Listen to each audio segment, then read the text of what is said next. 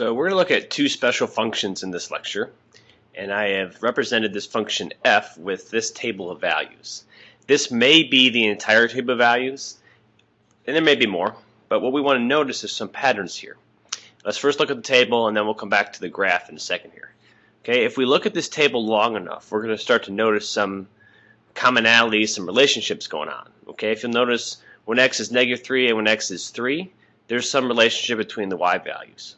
When x is -2 and when x is 2, there's some relationship between the y values. When x is -1 and when x is 1, there's some relationship between the y values.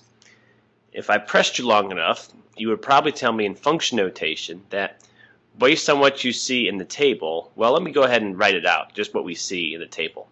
Okay, we see that f of -3 is 6, as is f of 3. So in the table we would say, okay, f of -3, the output when x is -3 is the same as the output when x is 3. And we also see that f of -2 is the same as f of 2.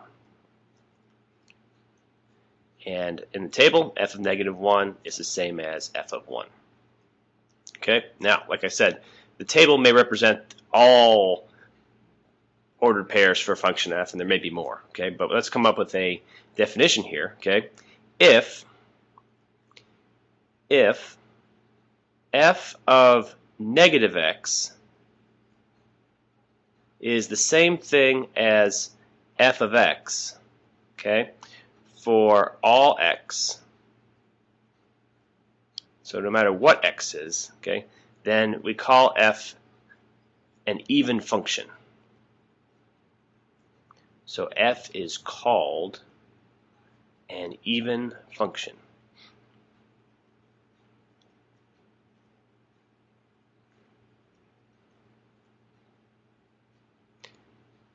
Okay, basically what it says is if you plug in values who are opposites to each other, you're going to get out the same number.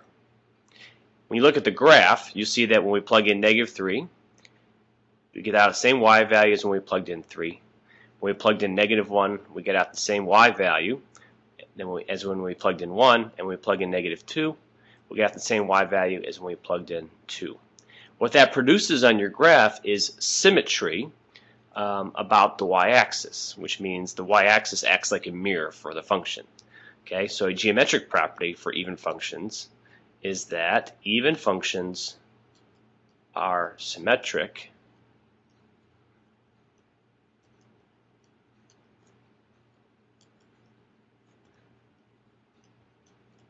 about the y-axis. So we have an algebraic definition, and then we have a geometric property or geometric consequence of that definition. Okay, here are some pictures of some famous even functions. Some of these you've seen before.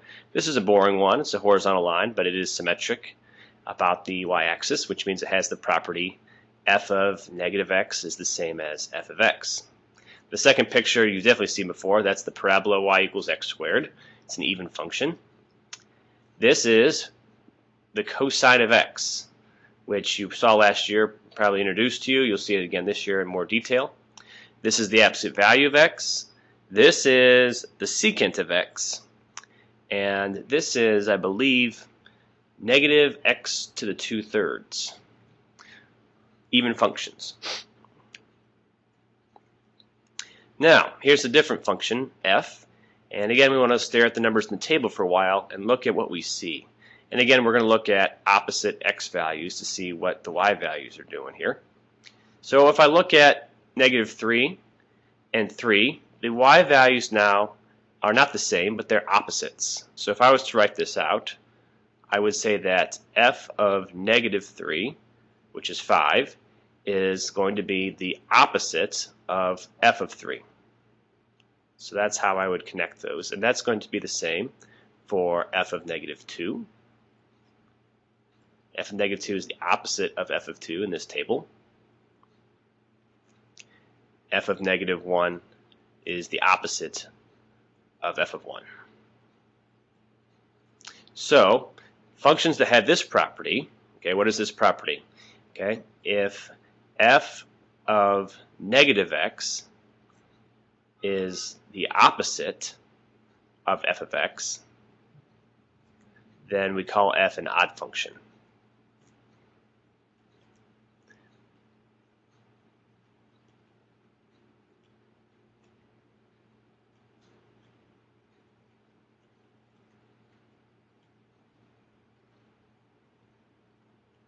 Now, if we look at the dots that we plot from these points, we also see a certain type of symmetry. It may not be obvious, but you could look at it like this. The dot at -3, 3, if I reflected it over the y or over the x-axis and then over the y-axis, I would get to the point where x is 3. Same thing when x is -2, this dot would be reflected over both the y-axis and the x-axis to get to its new location, and the dot at -1, 6 could be seen as being reflected across the x-axis and then the y-axis to arrive at its new location. So the geometric property of odd functions is that odd functions are symmetric across both axes, which is usually called symmetric through the origin. The origin acts as a mirror.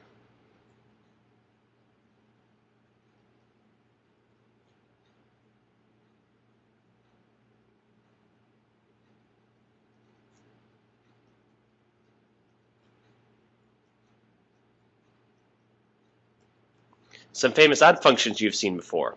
This is y equals x cubed. This is the tangent of x. This is the line y equals x. This is the arctangent of x. This is the sine of x. This one's a function you may not have seen before, but this comes from doing the absolute value of x divided by x. So one of the things we need to be able to do is to be able to test whether a function is odd or even, or it could be neither, because some functions are neither odd nor even, and you've seen examples of those. So this function, in case you can't see it, is x to the 5th plus x. We're going to test it to see if it's odd or even. Now, how do we test? Okay, we test by evaluating what happens when we input negative x into f. Okay, if we get out the original function, then we have an even function. If we get out the opposite of the original function, then we have an odd function, and if we get neither, then it's neither. So let's see what happens here. F of negative x would be negative x to the 5th plus negative x. Now, what simplifying can I do? Well, this would be negative x times negative x times negative x times negative x times negative x. 5 negative x's being multiplied is going to be a negative x to the 5th, and this is still negative x. And if I want, I can factor out a -1 from both of those terms, and I would have x to the 5th plus x. And what do I notice? I have -1 times the original function. So -1 times the original function f. So what does that mean? By definition, it says f of negative x is -1 times f. So the definition says that f is odd. So if I graphed it, I know what I would see. I would see a reflection through the origin.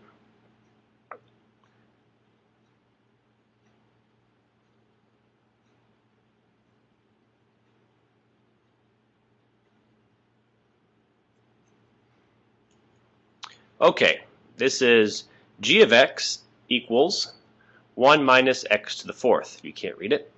So again, let's test what happens when we input negative x. We would get 1 minus negative x to the 4th. And this can be simplified because it's 1 minus negative x times negative x times negative x times negative x. Overall, positive x to the 4th. And if I look at that, that is the original g function. So we have g of negative x came out to be the same as g of x, so therefore g would be even. I would see a function that's symmetric across the y-axis if I graphed it. Okay, and then the last one we'll test is h, which is 2x minus x squared. So let's test it to see if it's odd, even, or neither. We plug in negative x everywhere there's an x. So we have 2 times negative x minus negative x quantity squared. Do some simplifying. This is negative 2x minus, this is a negative x times negative x, so that's a positive x squared. And if I try to factor out a negative 1, I'll get 2x plus x squared, which is not the original h, and it's not the opposite of the original h. So therefore, h is neither odd nor even.